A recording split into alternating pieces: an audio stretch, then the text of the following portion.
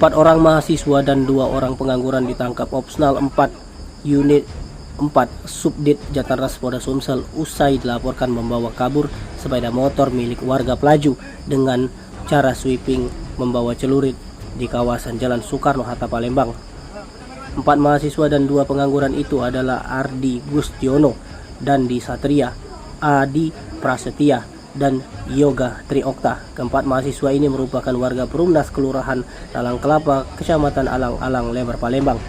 Sementara 2 pelaku lainnya yang merupakan pengangguran adalah Putra Alpinde dan Didi Nopal, merupakan warga Perumnas Kelurahan Talang Kelapa, Kecamatan Alang-Alang, Lebar, Palembang.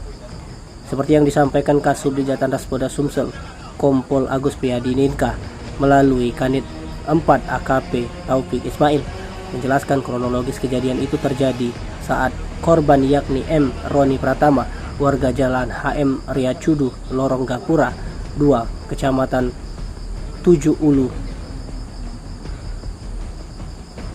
Seberang Ulu 1, Kota Palembang, bersama dengan rekannya sedang asik berkumpul di pinggir jalan Soekarno-Hatta, Kelurahan Demang Lebar Daun, Palembang.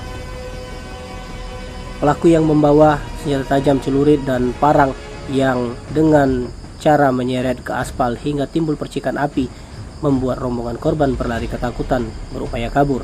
Di saat rombongan korban mencoba kabur dari TKP, 1 korban yang terjatuh dan langsung menjadi amukan rombongan pelaku, di mana salah satu pelaku menghantam kepala korban dengan kayu. Di waktu yang bersamaan, tersangka Putra Alpinde melihat motor korban M. Roni Pratama yang tertinggal di TKP. Tersangka Putra langsung mencoba membawa kabur.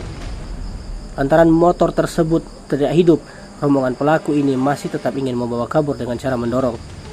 Dijelaskan, usai berhasil membawa kabur motor milik korban, para pelaku hendak menjual motor milik korban melalui jejaring media sosial yakni marketplace Facebook. Korban yang melapor motornya telah kehilangan kemudian ditindaklanjuti Opsnal Unit 4 Jatanras Polda Sumsel dengan cara melakukan undercover buy atau pura-pura memesan motor yang telah diunggah oleh pelaku.